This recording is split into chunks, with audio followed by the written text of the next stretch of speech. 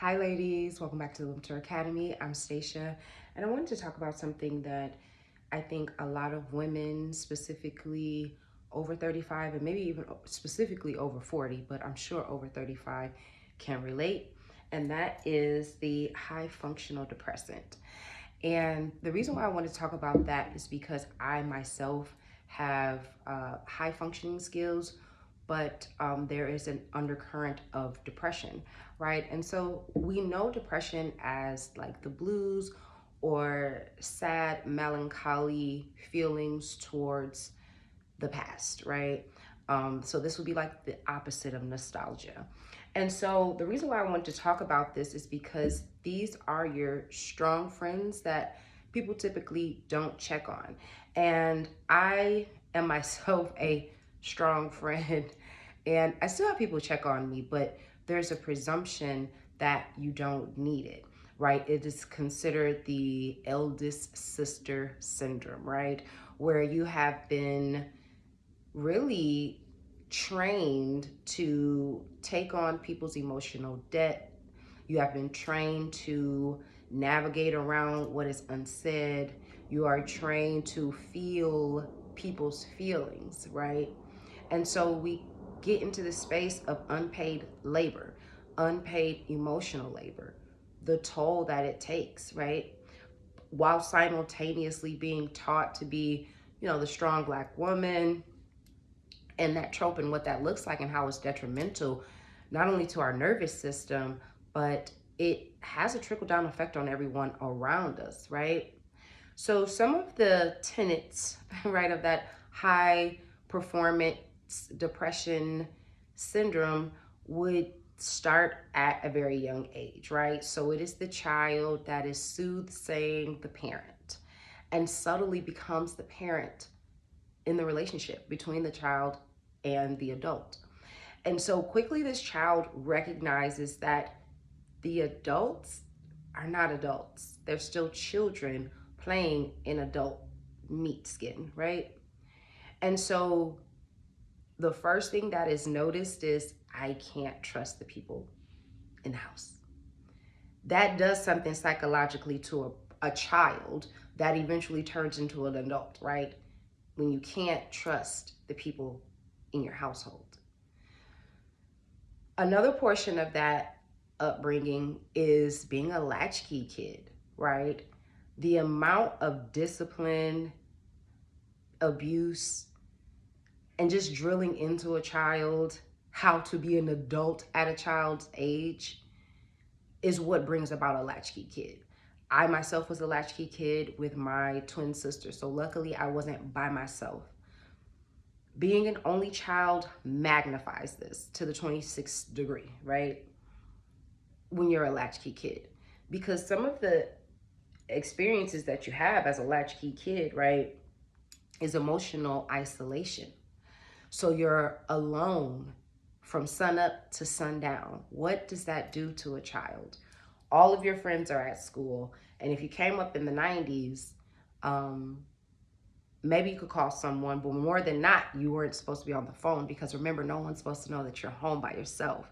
This is like, mwah, DCFS would love this, right? And so, to be fair, a lot of times latchkey kids belong to single parents. A lot of them are single mothers, but then there are single fathers. And so the parent has to work because they have to put food on the table and pay the bills. And so childcare, what's that? The child can take care of itself, especially once you get to a certain age. So I was around the second grade. I was in second grade as a latchkey kid. I actually was a latchkey kid a lot younger than that. So maybe like first grade, I was coming home with me and my sister, and we had to follow a set of rules. And if you didn't follow those rules, you would get your ass whooped. And that cause and effect reinforces a lot of what is unsaid, right? So these children that become adults are hyper independent. They are problem solvers, but usually for someone else, right? because ultimately the latchkey kid is solving the problem for the parent.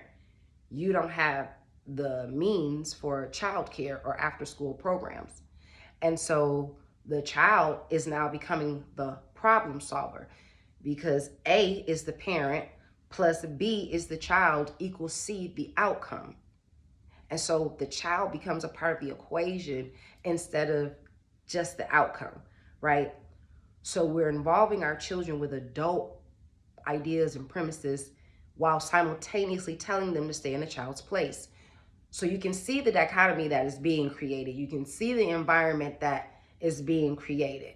So we're telling our children that they are smart and gifted enough and have the mental capacity to stay alone.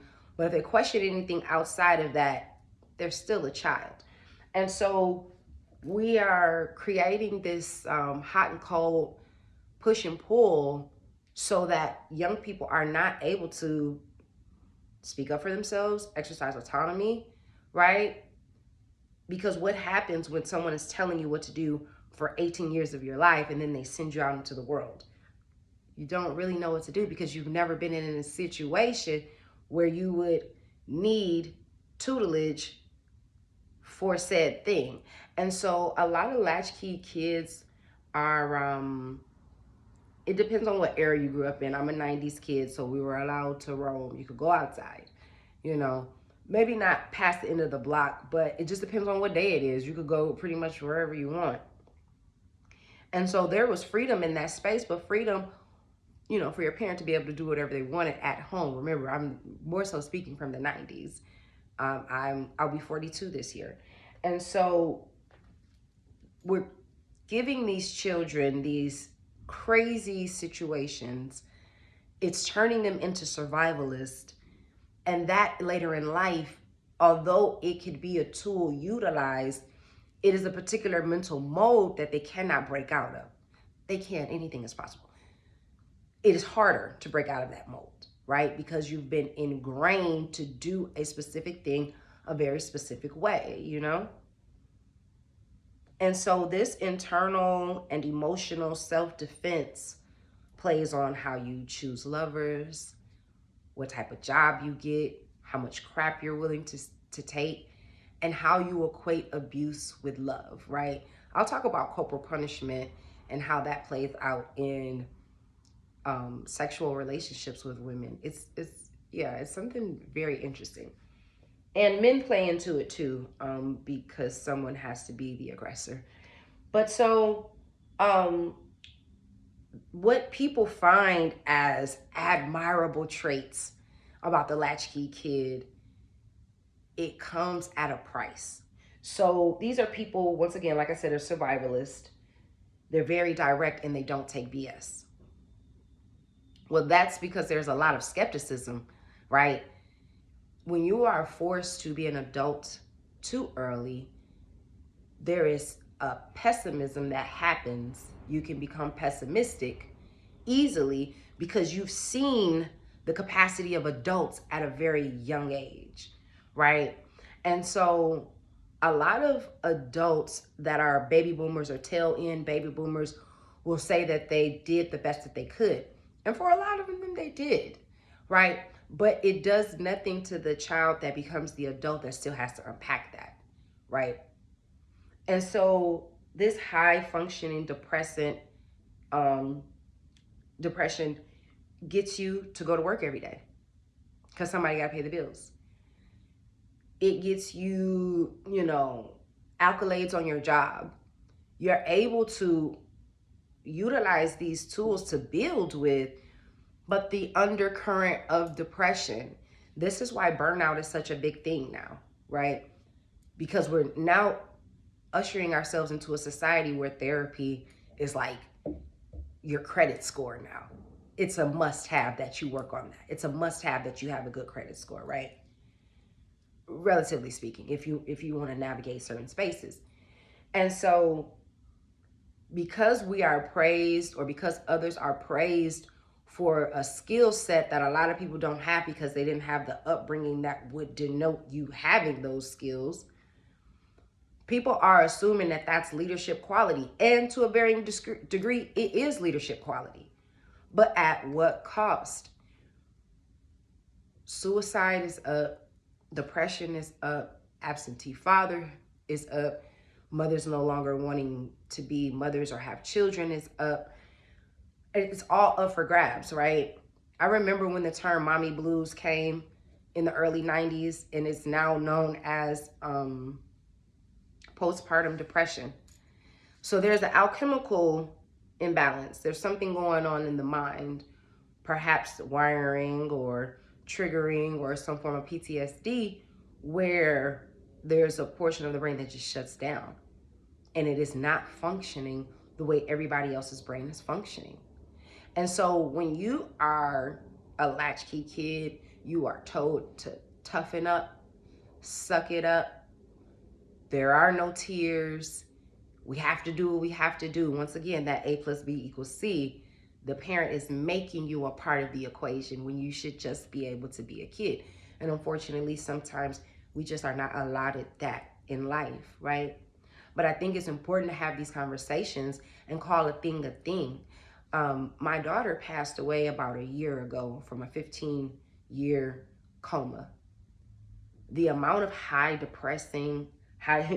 functioning depressant that I've had to pull from my childhood as being a latchkey kid just to make it through all of those years with my baby being in a coma, watching her grow and develop and never speak another word.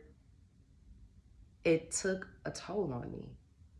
It did something to me, and it changed me in a way that I will never undo. I literally have to live with the feelings that I feel. I literally have to live with what I have, right? Have I been able to alchemize that into works of art? Yes.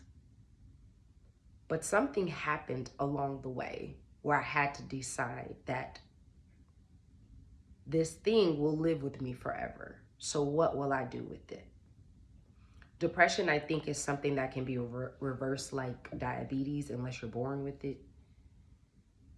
It takes a lot of self-motivation. It takes a lot of deciding that you are the author of the story, and it's just not going to go down like that.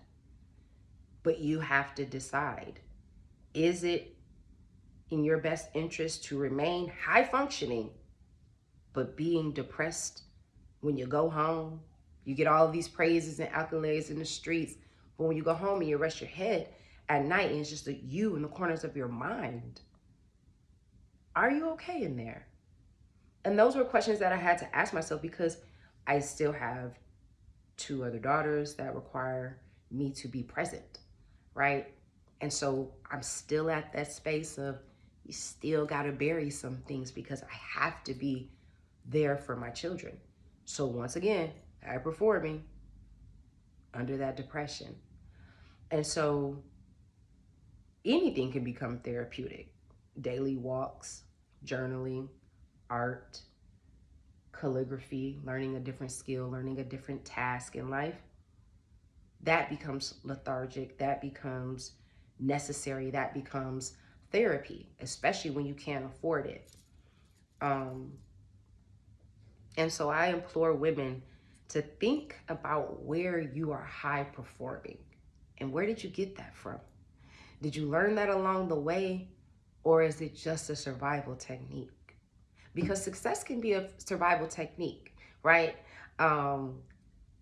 Jumping into different classes, that is a survivor technique.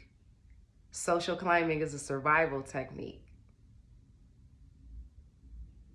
Because you've already decided and understand that this plane of existence has hierarchies that play with money and resources, and you don't want to be at the bottom.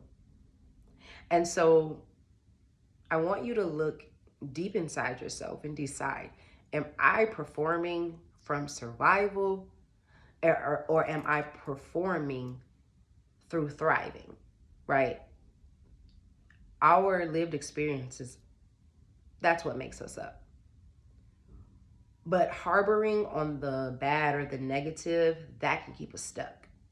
And imagine being in a 15 plus year loop. Like the battles were real. Fighting those battles of mental depravity was real. Because when you see a thing that you can't unsee, you are now in the class of PTSD. So I was diagnosed with PTSD around 2016, 2017, because I saw something that I couldn't unsee. And so what happened to my daughter that led her into her 15-year coma is I saw something that I couldn't unsee. And I still had to keep living. It's a very interesting paradigm. And we must find new ways to strengthen our resolve, right? Ultimately, I decided like that I was 27 at the time that it happened. I'm 41 now. I had to decide very early on, this isn't the way that this story is going to go down. This isn't how this story is going to end. And I had to take it personal, or else I would have succumbed to all of those things. And so I actually can show you some of the things that have metastasized since the passing of my daughter. God gifted me a particular skill set that I didn't even know that I had. I became a collage creator, and I am a Negro-centric artist. And I can turn this so you can see some of my work. Let's see that piece on the wall. I did that like maybe like a week or two before the Pope died, which is very ironic. But you can see some of my work there.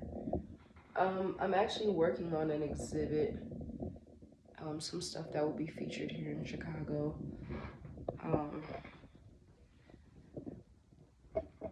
But it's very important that you find out why you're strong. It's very important that you find out if you're a high functioning depressant. And once you find that out, it is your duty